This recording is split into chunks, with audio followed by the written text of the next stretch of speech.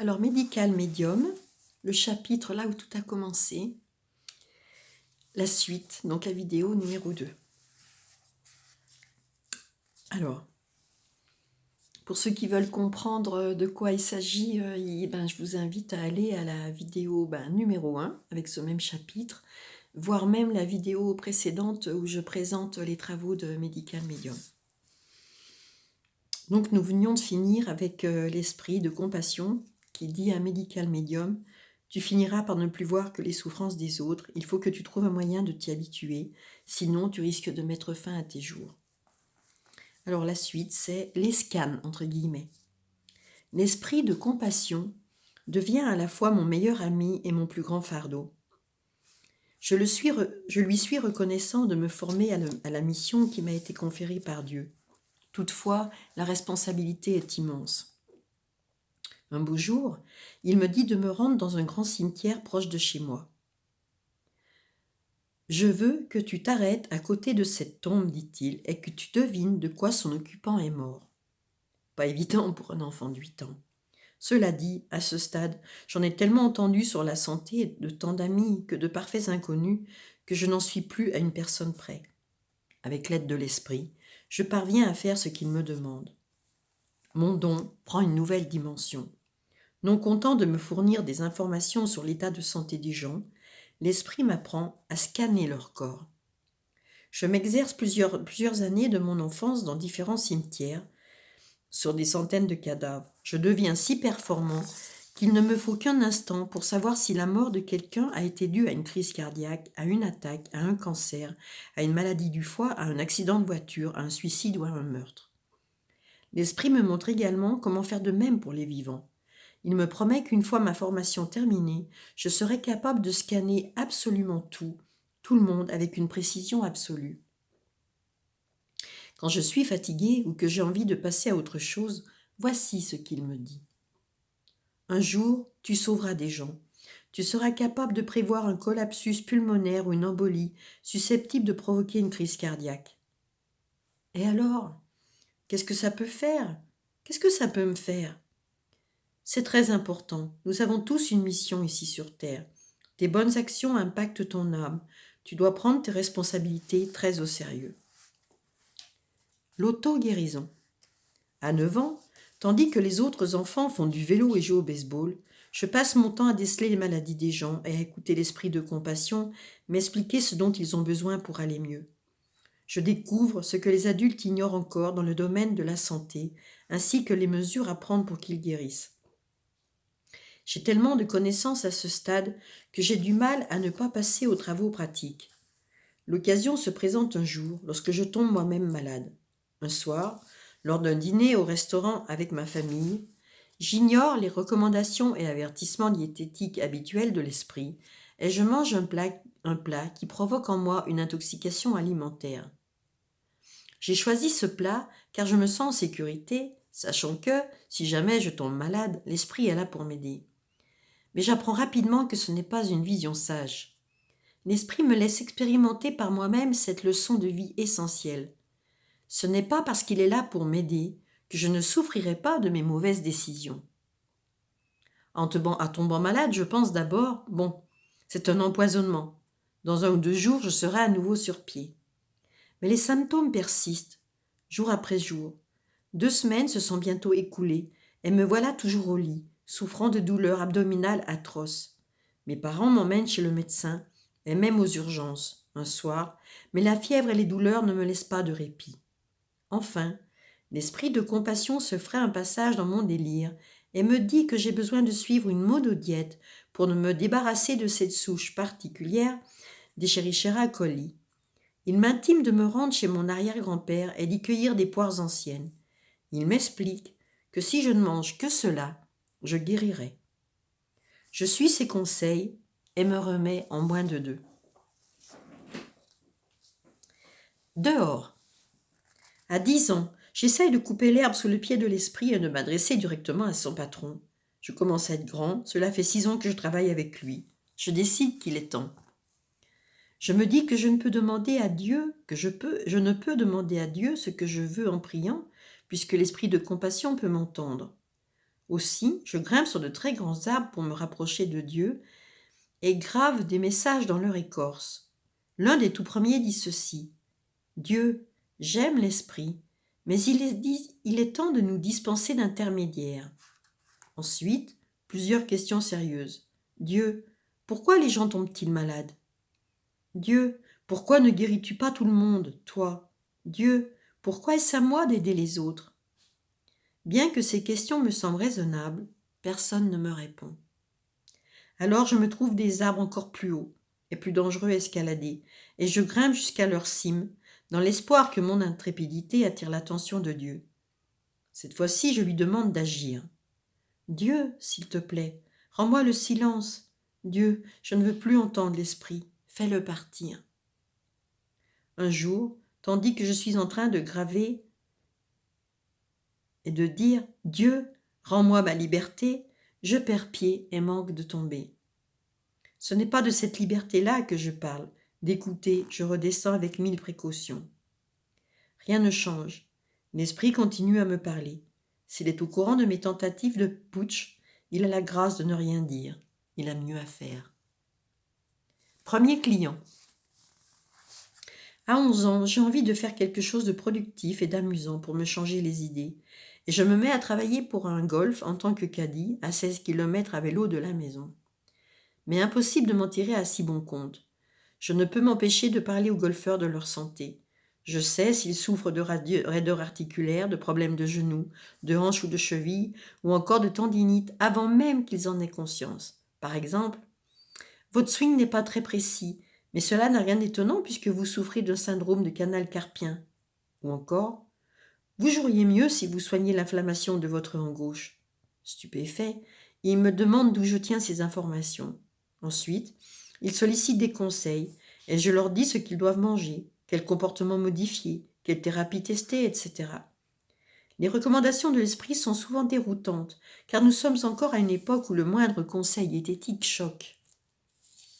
Au bout de quelques années, j'en ai vraiment assez, dans la mesure où je ne cesse de faire part des recommandations de l'esprit en termes d'alimentation et de compléments alimentaires, autant travailler dans un endroit où on en vend. Je me fais donc embaucher comme magasinier dans un supermarché du coin. Les personnes qui comptent sur l'esprit de compassion et sur moi pour obtenir de l'aide viennent quand elles veulent et je prends le temps de les aider. Cela ne dérange pas mon patron, car il y gagne de nouveaux habitués. De plus, il profite également de mon aide. Chaque fois que quelqu'un me demande comment je sais ce que je sais, je réponds: c'est l'esprit de compassion. C'est un peu bizarre de parler à quelqu'un de sa gastrite en plein supermarché. C'est aussi assez délicat dans la mesure où peu de compléments alimentaires sont disponibles et où la variété d'aliments ayant des propriétés médicinales spécifiques est limitée. L'esprit me répète que, d'ici une vingtaine d'années, les magasins seront bien mieux achalandés. En attendant, il m'aide à faire preuve de créativité en préparant du jus de céleri pour soigner les maux des gens, ce que je fais directement dans le magasin. J'adore pouvoir donner à quelqu'un exactement ce dont il a besoin pour aller mieux. Pouvoir et culpabilité. À 14 ans, il n'est pas rare que dans le bus ou dans le train, l'esprit de compassion se mette à évoquer un problème de santé chez l'homme assis devant moi, et que je tape alors sur l'épaule de la personne pour l'en informer. Les gens réagissent tantôt avec gratitude, tantôt en m'accusant de faire intrusion dans leur vie privée. Certains me demandent si je connais leur médecin, ou si j'ai mis la main sur leur dossier médical. Je dois faire face à beaucoup de méfiance et d'hostilité, d'autant plus que nous ne sommes pas encore à l'ère d'Internet et que les dossiers médicaux ne sont pas encore informatisés. Tout est sur papier, cadenassé dans les cabinets médicaux. En grandissant, j'apprends à faire le tri. Toutefois, je me sens obligée de parler aux gens que je fréquente régulièrement, pour savoir si je peux m'ouvrir à eux sur leur santé. Je prends l'habitude de demander à l'esprit de compassion de lire leurs émotions. Je limite ainsi les situations difficiles. En ce qui concerne les inconnus, je garde mes connaissances pour moi. Cela me pèse, je me sens responsable. Si quelqu'un est en train de développer une affection rénale ou un cancer et que je ne fais rien, j'ai l'impression que sa mort ou ses souffrances seront ma faute. Quand cela m'arrive, des centaines de fois dans la journée, je suis submergée par un sentiment de culpabilité et de responsabilité. Tentative d'évasion. Plus j'avance dans l'adolescence, plus les choses deviennent difficiles. La plupart des gens, par exemple, regardent la télévision pour se détendre et s'évader. Seulement voilà, moi je reçois des informations sur la santé de tous les intervenants à l'écran. L'esprit me pousse à porter automatiquement un diagnostic sur chaque personne qui a besoin d'aide, qu'elle se sache malade ou non. Le petit écran m'épuise au lieu de me reposer. C'est encore pire au cinéma. Je ne peux m'empêcher de scanner tous les autres spectateurs, ceux qui sont dans ma rangée, dans celle de devant, de derrière et toutes les autres. Pire encore, je scanne tous les acteurs du film. Je suis capable de lire la santé de l'acteur au moment où le film a été tourné, ainsi que son état de santé au moment présent. Vous vous rendez compte? Je ne peux même pas regarder un film sans être bombardée par des tonnes d'informations médicales sur les personnes qui m'entourent et celles qui sont à l'écran. Sachant que la plupart des adolescents ont horreur de se singulariser, cette période s'avère particulièrement difficile. Je deviens quelque peu rebelle à force de me sentir différent, écrasé de responsabilités. Je tente diverses approches pour échapper à mon don. Je me mets à passer beaucoup de temps dans les bois, la nature m'apaise et j'apprécie l'absence d'êtres humains. Grâce à l'aide de l'esprit, j'apprends à identifier plusieurs espèces d'oiseaux pendant la journée. La nuit, il m'enseigne le nom des étoiles, leur dénomination scientifique ainsi que celle donnée par Dieu. Je ne suis pas tout à fait libre toutefois, car l'esprit m'apprend aussi à reconnaître les herbes et les plantes poussant autour de moi, molène, rumex, plantain, pissenlit, bardane, églantine, pommier sauvage et baies sauvages pour leurs vertus médicinales. Je m'intéresse également à la mécanique automobile. J'aime bien réparer des objets parce qu'ils n'exigent aucune implication effective de ma part. Quand je ne parviens pas à remettre en route une vieille chevrie, ça ne me fait absolument pas le même effet que de côtoyer des gens dont la maladie en est à un stade trop avancé pour être soignée. Cela n'empêche pas cet autre passe-temps de prendre un tour inattendu. Les gens commencent à voir ce que je fais et viennent me poser des questions. Eh bien, stupéfiant, pourrais-tu réparer ma voiture?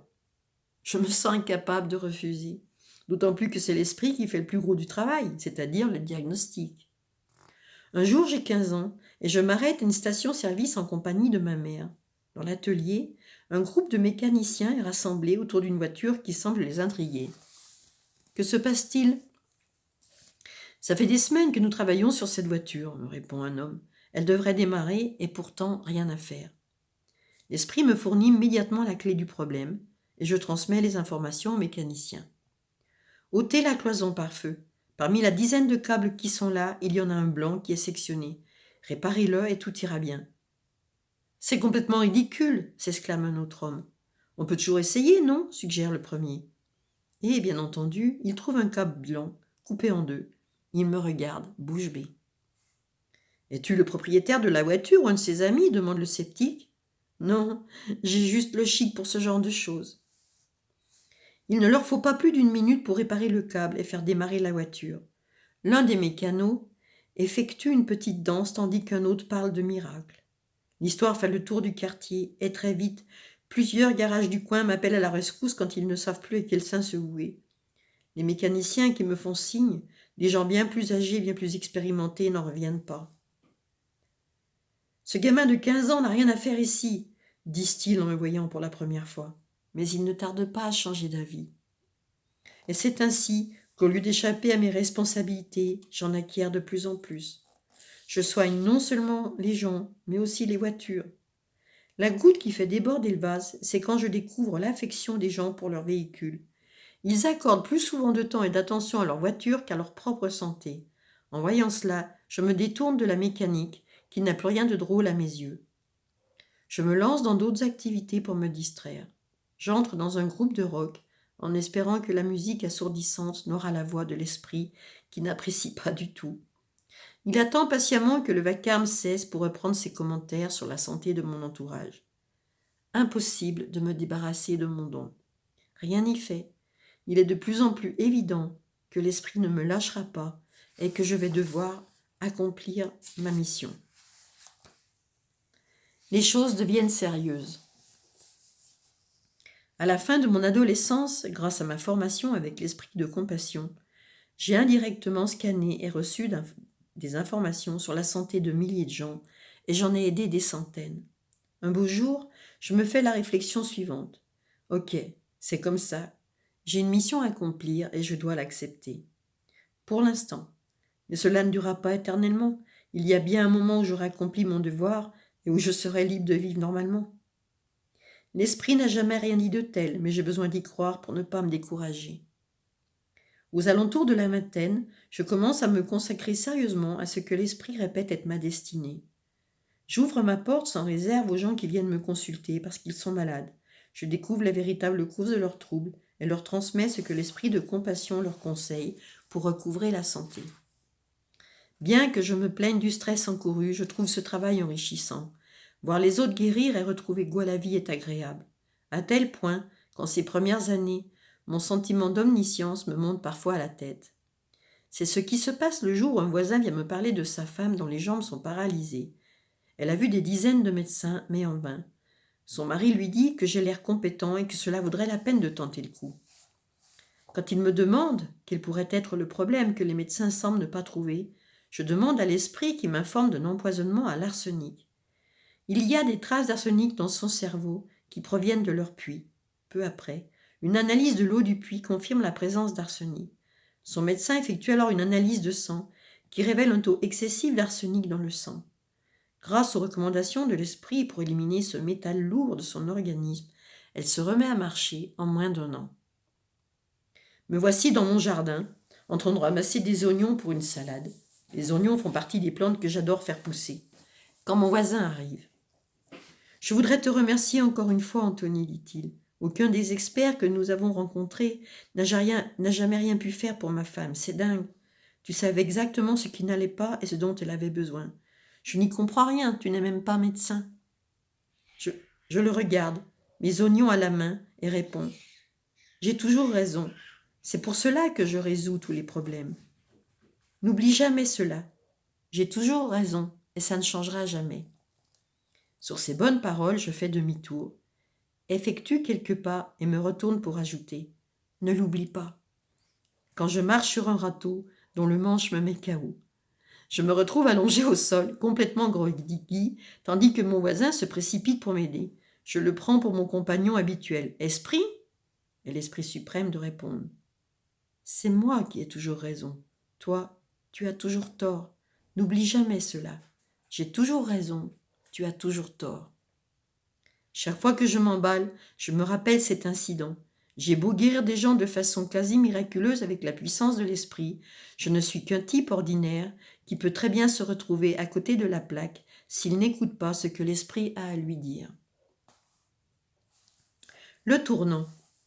Arrivé à l'âge adulte de la vie de l'esprit, j'ai passé le stade où je risque de mettre fin à mes jours, comme l'ont fait certains de mes prédécesseurs. Il en déduit que j'ai accepté l'idée de passer le reste de ma vie à aider les autres à guérir. Cela montre bien que l'Esprit suprême lui-même ne peut pas tout prévoir en matière de libre arbitre. À l'automne, je passe quelques jours au bord de la mer en compagnie de la femme avec laquelle je compte vivre le reste de ma vie et de ma chienne Auguste, diminutif d'Augustine. Cela fait 1 an que j'ai Auguste et je l'adore. Elle a remplacé le chien de mes parents qui m'avait tenu compagnie pendant 15 ans. Tout comme lui, elle est indispensable à mon équilibre. Nous sommes assis sur le rivage d'une grande baie profonde. L'eau est glacée et il y a du courant. C'est le dernier jour des vacances. Nous préparons à quitter à contre-cœur cet endroit si tranquille, quand soudain ma chienne saute dans l'eau. Elle a capté ce que je ressens, et c'est sa façon de me dire « Ne partons pas, continuons à jouer ici. » Hélas, le froid et le courant ont raison d'elle, et déjà, elle s'éloigne de la rive. Nous lui crions de revenir. Je jette des cailloux dans l'eau, car c'est un signal qu'elle connaît, celui du retour à terre. Mais aujourd'hui, le courant est trop fort. Elle la pousse au loin. Auguste est déjà à plus de 15 mètres. Je vois bien qu'elle est en train de perdre la bataille. D'un coup, le froid la paralyse, et elle coule. J'arrache ma veste, mes chaussures et mon pantalon et je me jette à l'eau. J'ai à peine fait 5 mètres que l'Esprit suprême me dit « Arrête ou tu vas mourir !»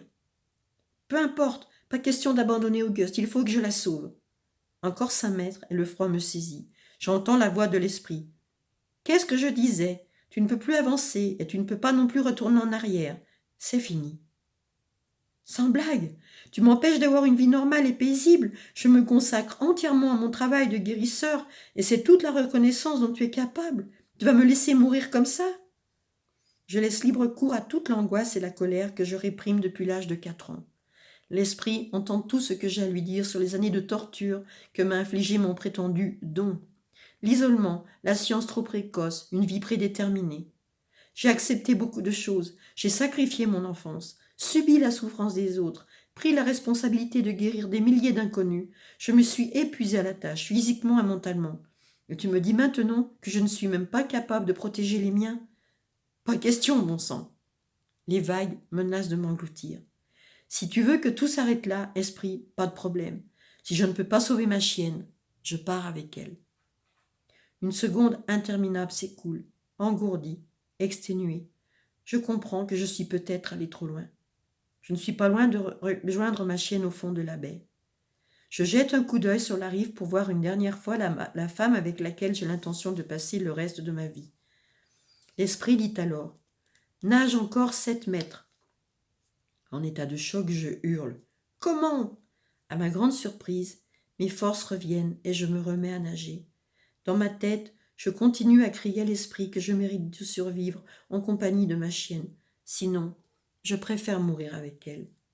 Je vais t'emmener jusqu'à Auguste, dit l'esprit. En échange, tu dois t'engager à assumer tes responsabilités envers moi.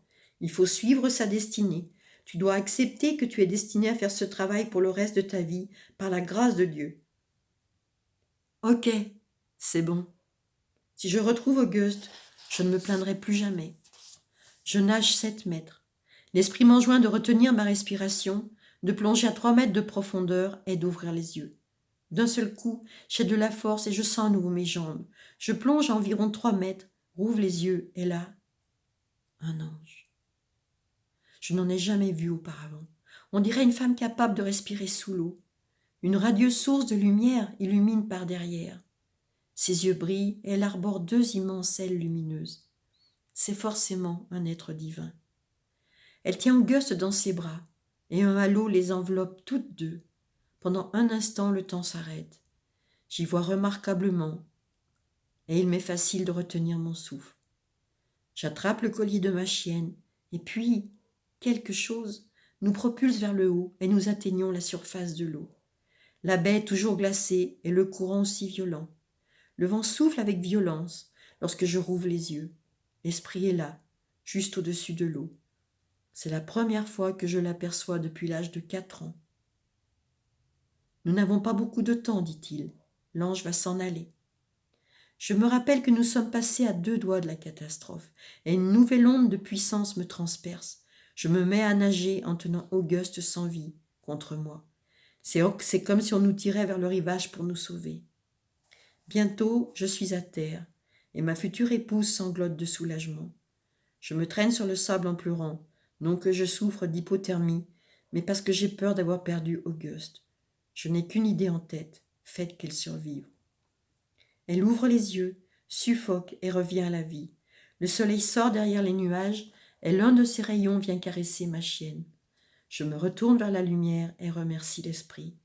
Je me rends compte que c'est la première fois de ma vie que je le remercie pour quoi que ce soit.